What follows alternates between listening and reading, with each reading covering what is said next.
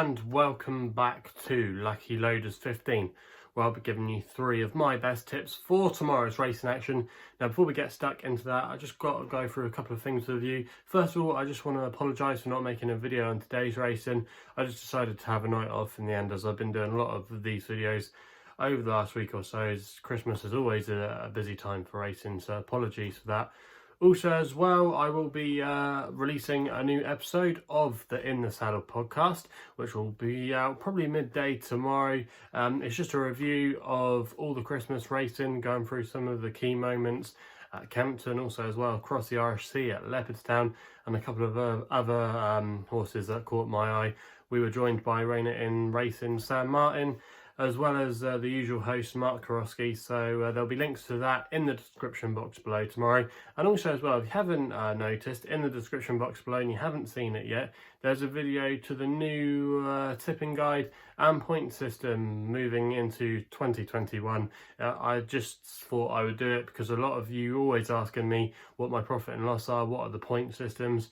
So just for clarity, if you want to know a bit more about it, just hit the link in the description box below. You'll see a link. It'll say guide to tipping and point system for 2021, something like that. So if you want to watch it, just make sure you hit the link in the description box below. Also as well, if you're enjoying these videos, please remember to give us a thumbs up. And if you haven't subscribed here to my YouTube channel, please make sure you do. I really appreciate all the support you give me. Anyway, enough of waffling on. Let's get into the business end of things. 3 tips for tomorrow's racing. And we're going to be going to Fakenham for the first one of them. My only selection over the jumps tomorrow runs in the 125, the feature racer, Class 3 handicap hurdle. And I'm going to be going with group stage here for Adrian Heskin and Alan King in the colours of the McNeil family. Now, this horse at the time recording is a general price of 7-2. That was available with quite a few firms. And this horse last time I thought actually ran a little bit better than the bare result suggested. He finished in 3rd place at Doncaster in a Class 3 handicap. What was actually quite a nice race on paper. You had Echo in there, who ran a good race behind Buzz Ascot the time before. That's a nice piece of form. There was a nice Nicky Henderson horse in there called Glyn. So there was a couple of other nice types in that race, and despite actually finishing in 3rd, he was actually promoted because I think it was Kerry Lee's runner actually got disqualified because they were carrying an incorrect weight at the time of weighing in. So yeah, he was promoted, but I still think he ran a good race. And if you watch back the race replay, he did stick to the task quite well at that long Doncaster straight. Now, I don't think the nature of the track at Doncaster particularly suited him that day. And if you actually look at his form going back through his career over the last 12-18 months or so, all his best form has been coming on more speedier tracks, on sharper tracks, and I think going to Fakenham tomorrow will really suit him. He's won at Ludlow before. He ran a good race at Musselburgh last year when he was a juvenile, which is a speedier track, and Fakenham kind of falls into the same bracket. You know, it always feels like you're on the go. You know, quite a turning, sharp track. And I think that's going to suit to his advantage tomorrow. He started off the season as well off a mark of 128. He's now been dropped £7 from the start of the season to a mark of 121. And I think in this company, it's not a particularly strong grade 3, quite a weak contest. I think he's more than up to it in this kind of race off this mark. He's been running in better races. He ran okay in a race at Chepstow that worked out quite well. A lot of ex-juvenile hurdlers were in that race, you know, coming in now amongst the big boys, but they were still able to run in their own age group for that race. But yeah, he's running a lot better races in this group stage. And Alan King as well has got a good record at this track. In the last 5 years, he doesn't send too many runners there, but he's had 6 wins from 17 runners, operating at a 33% strike rate. And if you backed him to a level stakes profit, I think he's up around about 13, 14 quid, something like that. So yeah, definitely a man to follow at the track. And they're also as well going to be applying cheap pieces just to make him concentrate a little bit. I just think there's quite a bit to like about his chances tomorrow. Like I said, it's not a particularly strong race. Not a role model, doesn't excite me. Still a maiden over hurdles, and also as well he's been running over fences recently, and the rest, like Shattung, has got a lot to prove in my opinion. I just thought it was quite a winnable race for group stage, and he's now really been given a chance by the handicapper, and I think he'll go a favourite come post time tomorrow. So if you can still get the 7-2 that's available out there at the moment, I think that's a great little start for us tomorrow, and I'm going to recommend him as my next best of the day. We then go to Wolverhampton for the evening action in the 5:20, and this is where my nap's going to be coming in tomorrow, and that's a horse called My Girl Maggie for Richard Kingscote and Mark Johnson. You can currently back this horse at 5-2 in the colours of Paul and Claire Rooney.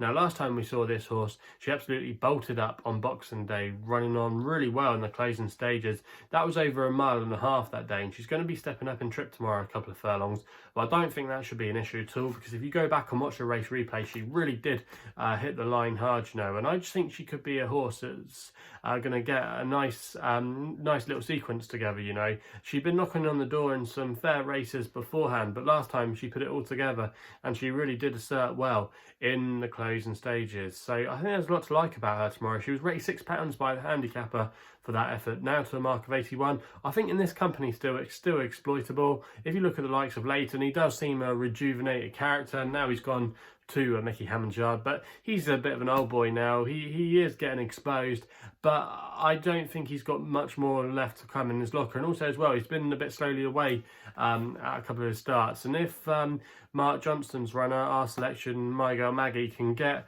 an easy lead and be up there forcing things from early on, might just have enough to last home, and I think she can get the job done again. She's currently best price at the time of recording, 5-2. I just think there's a lot to like for this daughter of Camelot. Also as well, Mark Johnson's team been in good form the last couple of weeks. They've had 6 winners from 17 runners, and they've already had a few winners moving into the new year. So yeah, a lot to like about My Girl Maggie, and that's why she is going to be my nap of the day in the 5:20 at Wolverhampton. We then stay at Wolverhampton for the last selection of the day. This is going to be my long shot in the 7:20 with a horse called Nezar for George Downing and Dean Ivory. You can currently back this horse at the time of recording at 10-1, and I'm going to recommend a 0.5 each way selection here.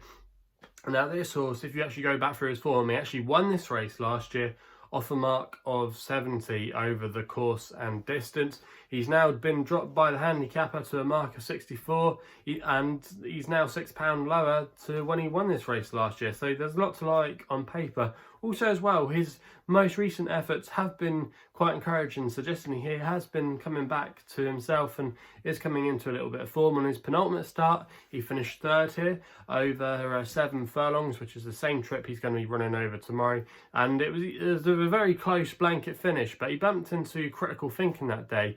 And he's going to be reopposing him again tomorrow, and he's going to be £2 better off. But there was nothing between them that day. If you go back and watch the finish, it was a very close call in the closing stages. And I just think Nezar is going to be slightly better off at the weights tomorrow. And also as well, he's going to be dropping back down in trip.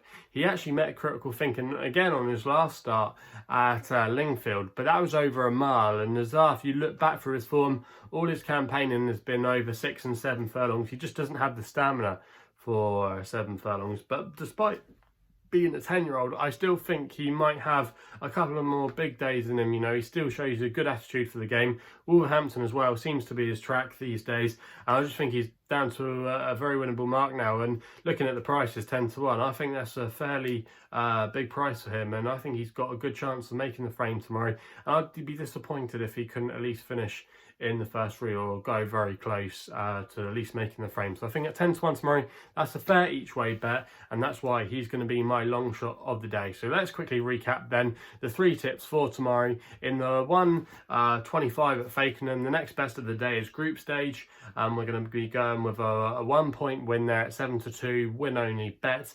The nap of the day runs in the 5.20 at Wolves. My girl Maggie, a 1 point win only bet there at 5-2. And then the long shot of the day runs in the 7.20 at Wolverhampton. We go with Nezar, and that's a 10-1, 0.5 each way bet. So they're the 3 tips for tomorrow's racing. Like I said at the top of the video, please subscribe here if you haven't done so already, and give us a thumbs up. Really appreciate all the support you give me.